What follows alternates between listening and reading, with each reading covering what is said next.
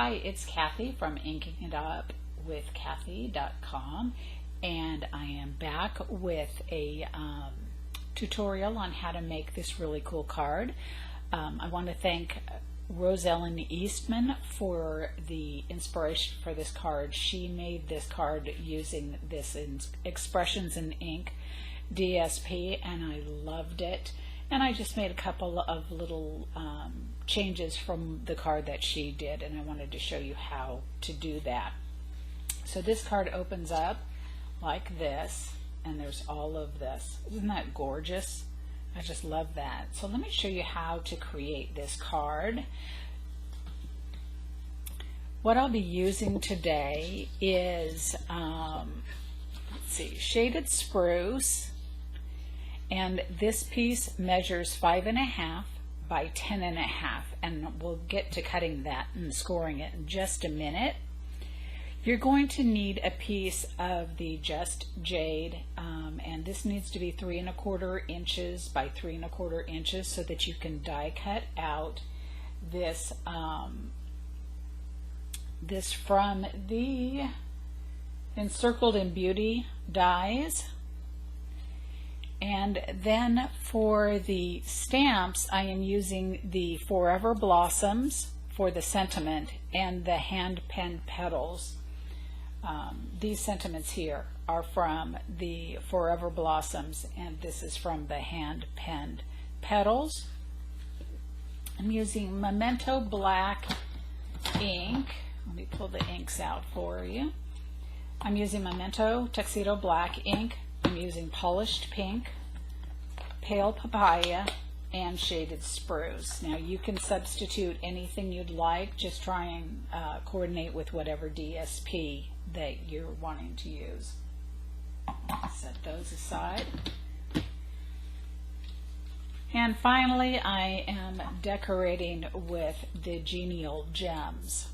And then for the DSP that I'm using the Expressions in Ink, which unfortunately is not available right now. It should be by the end of June available. It's very popular, and you can see why. It's just gorgeous. Anyway, let's get started with the card and the cutting, and then I'll walk you through all of the pieces and what their sizes are. So again, this is 5.5 by 10.5. And the first thing I'm going to do is score. So I'm going to bring in my Simply Scored. And I've got it marked here at, let me move my instructions here, 1 3/4 and 3.5 and 7 and 8 3/4. And you're just going to score down those.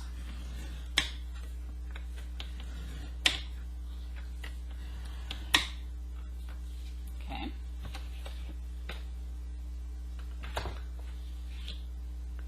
And then you're going to take your cutter out, and you can go ahead and do that scoring on your cutter as well if you'd like. It's up to you which way you want to do it.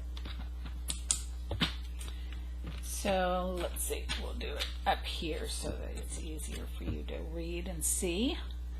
So then we're going to cut, and we're going to cut in 1.5 inches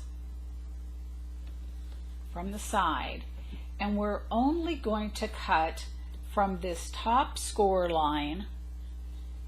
Let's see, okay, you can't quite see the bottom.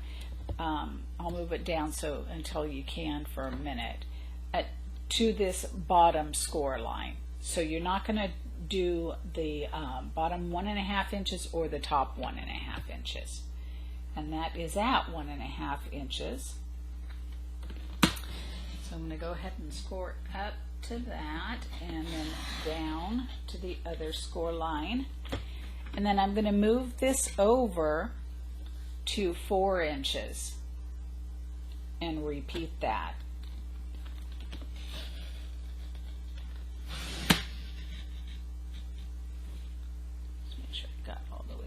get my head in the camera. All right, so that's it for our cutting and our scoring. It was actually pretty easy, isn't it? All right, so for folding, you're going to fold this toward the back, and you want, well, keep this flat and score that and fold that one to the back, and this one is going to go this way. So this is going to be a mountain and then a valley and then a mountain.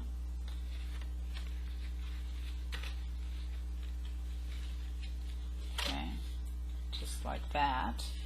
And then these are going to be the opposite. So this is going to be a mountain and a valley and a mountain. A mountain, a valley, a mountain. Okay, so now you're seeing how it's starting to take shape, where this goes up, it drops down here, and then it goes up and then down, except the inside actually goes down and then up. So as you kind of push it together, it will start to take shape, and you're just going to press it on over just like that. Okay, I'll go ahead and do that again just so you can see it a second time, because it can be a little bit confusing. So you're not going to, on this side, first score line, you're just going to press this to create a mountain. We're going to have mountains here and a valley on this second score line. On this third one, you're going to have two valleys and a mountain. And on this final one, again, you're not going to be pressing on it except for the valley here. And so when you push on these, this will start to come up, and that will start to come up, and it'll press on over. Okay? Let me just go ahead and press all of our folds real well. Okay, so let's do our stamping, and then we'll go through the assembly, and I'll tell you the cut sizes at that point. So this is just a little piece that,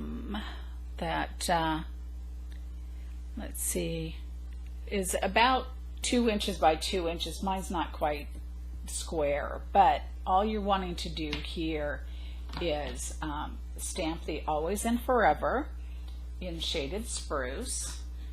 Let me get my ink pads back.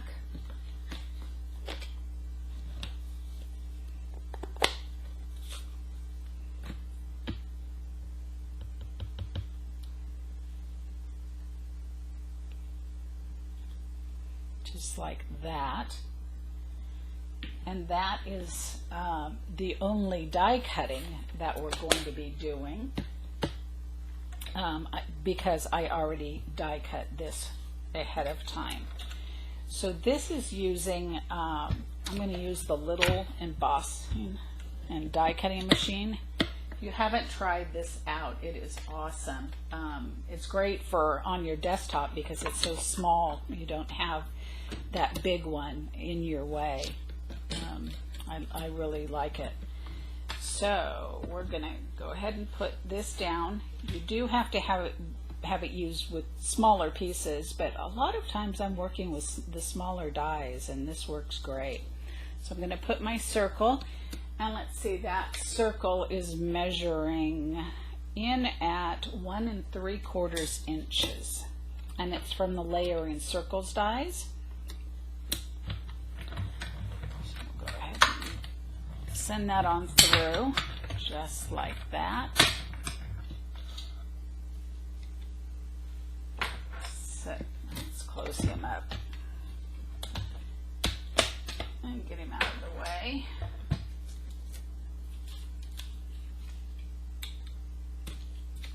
All right, so got that done. get my adhesive out. Go ahead and attach that while we've got it. And that's just going to go on here, right in the center. Fits perfectly. All right. On this one here, we're going to do this stamping here. So I've got the sentiment in shaded spruce at the top, and then I'm going to take this stamp here from the hand penned petals, and I'm just going to take this section right here and place it in the corner. Okay, so let's do that. And I'm going to get just a sheet of scrap paper to kind of do my over spray, so to speak.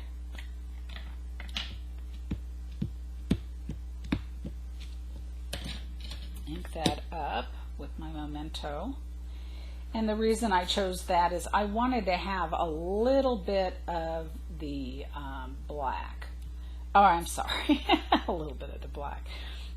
I can't stamp and talk at the same time. I wanted a little bit of the leaves. I didn't want just flowers.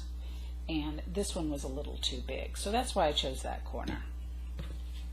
All right.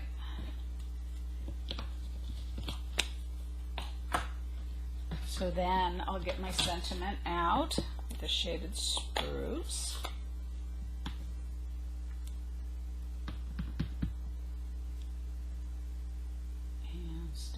Here. Now I put a little bit more than I should have, so I'm going to adjust this so it's not in the way. Not real straight, but that's okay. All right, I'm going to keep that out for the little leaves, and it looks like I just have the small ones, and I'm going to stamp off once because I don't want it quite so intense.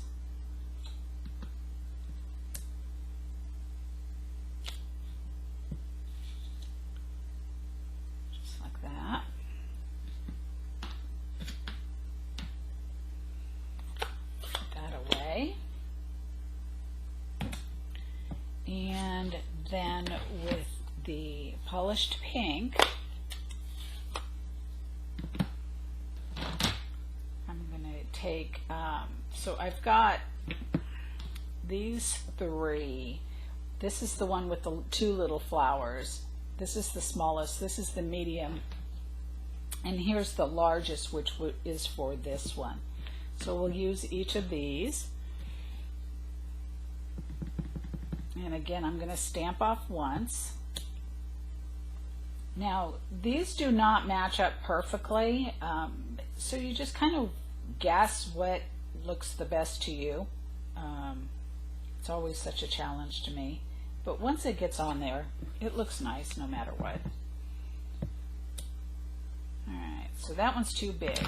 So we're going to go to this one here.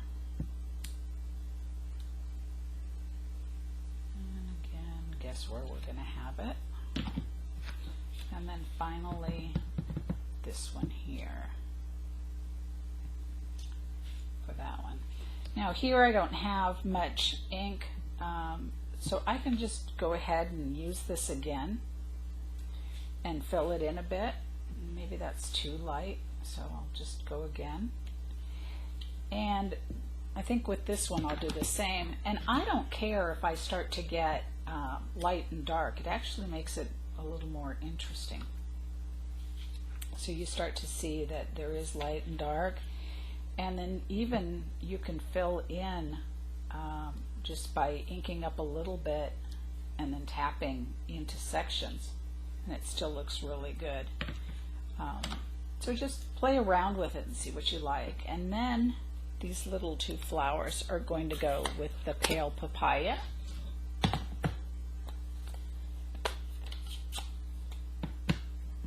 And they're going to go in at full strength. Just like that. Okay. So grab a pencil and you can write down these dimensions. Get all my stamps out of my way for all of the various different pieces and how many you're going to cut of each. Okay. So we will start with these large ones here. I'm going to open up the card.